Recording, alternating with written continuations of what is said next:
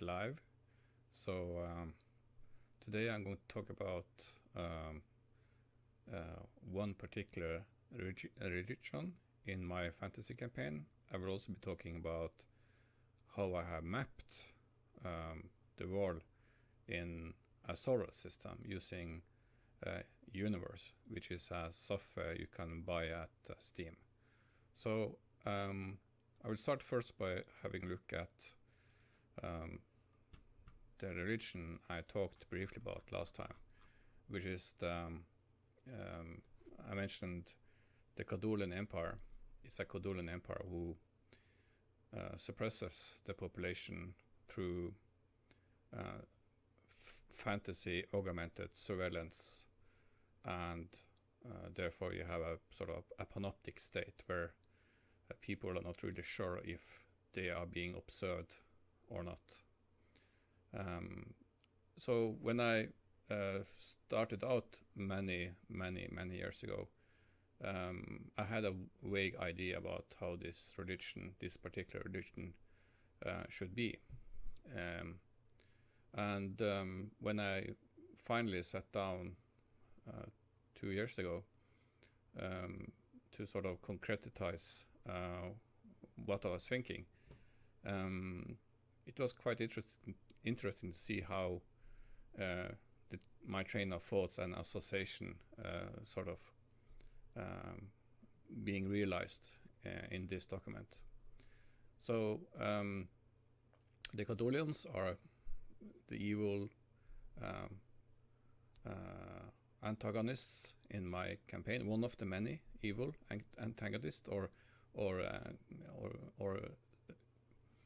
people or countries or groups who are working against the players in some way or another. So when I started describing this religion, it was supposed to be belonging to a society similar to the French in the 17th or 16th century.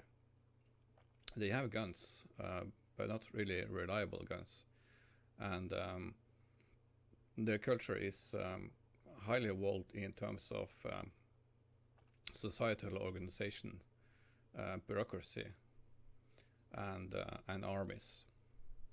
So when I sat down to write this document, I've found it to be quite interesting to take things I have learned from my university studies, finally putting them to use, and also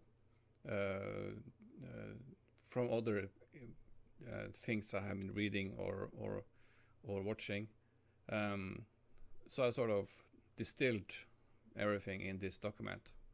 So sometimes it's when you write down something for the first time, when you have an idea in your head, it turns out to be something different than what you had in your mind, because maybe I'm not very good at writing,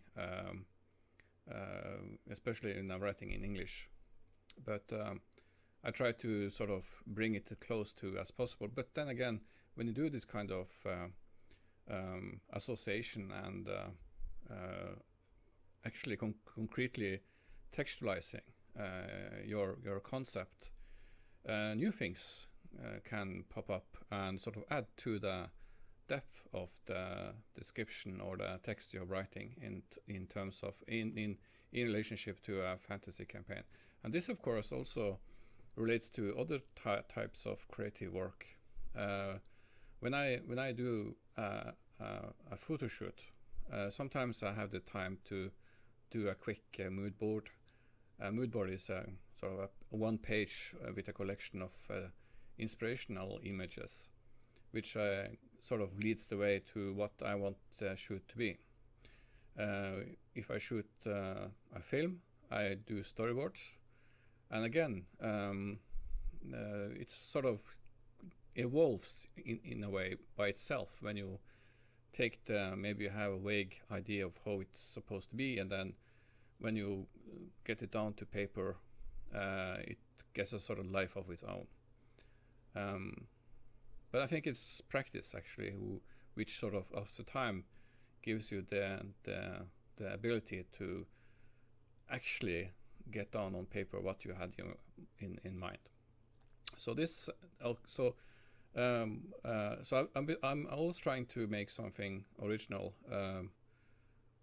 in terms of a fantasy role-playing game, because I want the players to experience something that is fresh and new, and not something that is a fantasy trope, which I think can sometimes be quite destroying the feel of the game.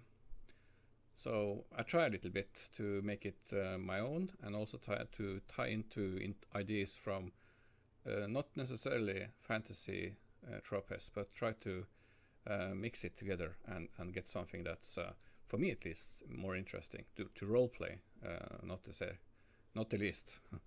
So this particular god is a god of death, of course, and their slogan is "We who lives forever," and they have this sort of verse or chant they can make when they make sacrifices, because this is a human sacrifice cult. So again, try to imagine the French, but with additional human sacrifice institutionalized through the ruling bureaucracy.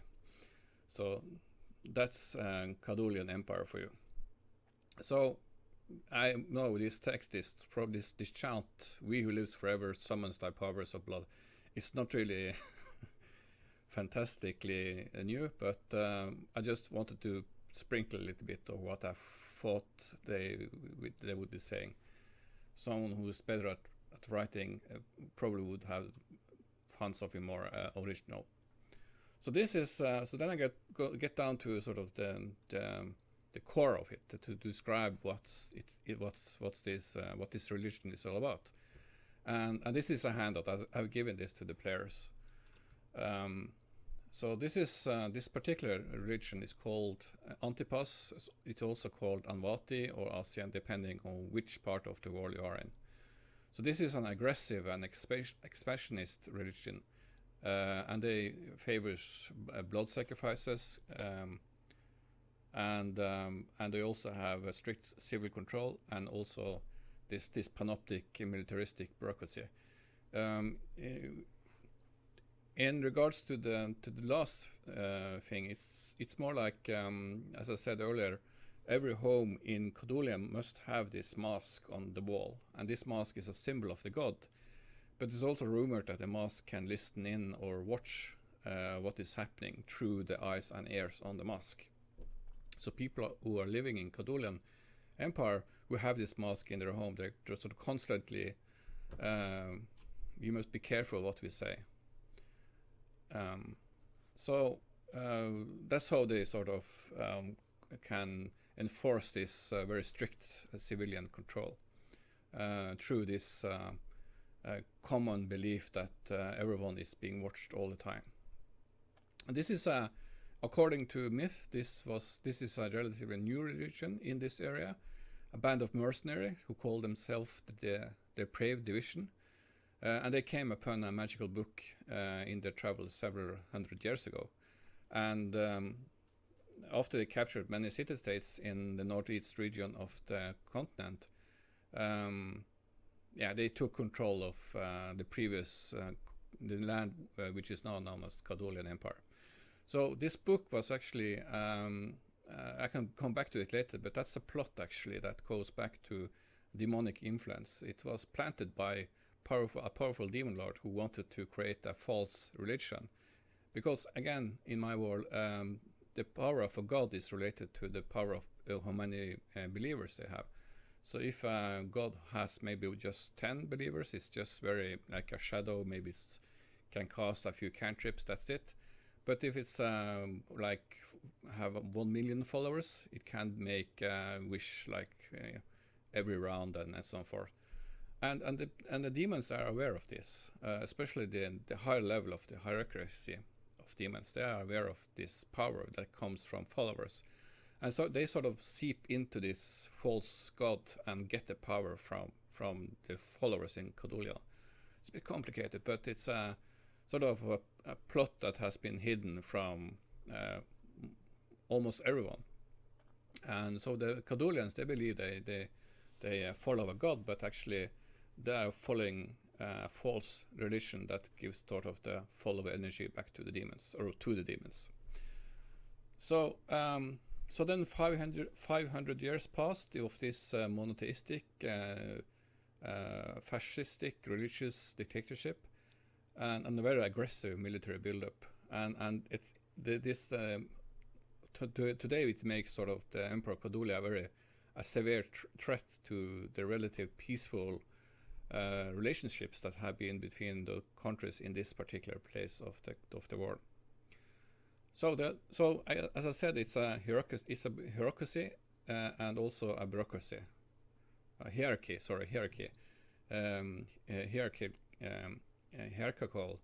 bureaucracy. So you have then Council of Fate is the supreme authority. You can sort of compare them to the council in Iran today, and they are sort of the guys who make all the decisions in terms of both theological matters and also in the rulership of Cadulean Empire and its colonies. And it has 21 members everyone is elected for life. Then below this council you have sort of an Ayatollah, which is the title the Sacrosanct Avera, and that's a military and religious title that is bestowed to the leader of the Cadulean military forces. And for the moment, it's a woman who is leading, who is this Sacrosanct Avera, and she is called Aytoshna. She's not very. The players have not met her yet, I think, but they have heard a lot about her. And she's sort of one of the main bad guys in my world. Then you have, this this country who's divided into religion, military. Then you have sort of the magical research and technological research, and those are the seminarians. And it's sort of a university where people are actually recruited by their skill, and then when they go into these different schools and universities, they may do research, and both in terms of technology, as I mentioned, guns earlier on, but also magical research. And then you have monastic orders, and these all of these orders devotes their almost entire time to prayers, rituals, and other money-making schemes to donate money to the Anvati, to the religion. And these monastic orders can be husbandry, farming, sacrifice, demons and devils, and sex. And I have named a few here, like the Virginals, the Brothers of the Farm, and the Sisterhood of the Ropes. So that's the hierarchy of the Antipas religion. And then I have named a few titles, like the Dikose, which is a regional leader of churches and so forth. And then you have the priests and priestesses. And then they are divided into vocales, who are sort of, they are the ones who convert people to the faith. And then you have the centarems, which are like the military priests, and they sort of preserve the faith among the military units, and they strike down if a soldier or someone else make blasphemic statements. And then you have curate, which are sort of the teachers, and they manage the schools for the young and the hopeful. And the initiate is like the lowest level, when you sort of just have been admitted to one of these priesthoods or monastic orders. So then I just wanted to give a description of one of the places my players liberated. This is Neulandheim, was previously a Nipponese, a city which was occupied by the Caduleans. They had an invasion attempt, and they secured a an entire region in Nippon, and they after some years they sort of build their own buildings and put people in charge, Kadolian people in charge, and sort of were converting slowly but surely part of the population towards Antipas. And in this city and in the surrounding area, you have the Order of the Sight, and they are sort of a monastic seminarian order that built a celestial observatory in the mountains to observe what they call the divine fluctuations of light, originating from moving star, which is commonly known as Uax. And in regards to Uax, the players found an old book, a grimoire of anguish, and sort of hinted in this book. It sort of hinted that the demons were in this Uax, because the book describes a demonic world often mistaken for the wandering star Uax in the Southern Cross. And the demons had been previously exiled from the world, and they had made their own new home in Uax. And yeah, so where is this Uax? It says it's a red wandering star, and it's associated with the realm of fire and war. And this is a barren and oppressing hot desert world inhabited by demons and devils. And on this planet you have archdemons, the kings, and Batarel and Balkis, who sort of lead their own faction and fight against each other. So then let me see here, we can get up this. This is the program I was talking about. This is Universe. This is Universe is a great program, a sandbox software, not a game, but a software to utilize to show you the solar system or any other system, and it sort of shows the solar systems in 3D.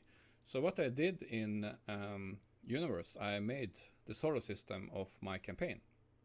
So I used the Nipponese name, and those of you who are Japanese who are coming over this video, I'm sorry for the terrible Google translation.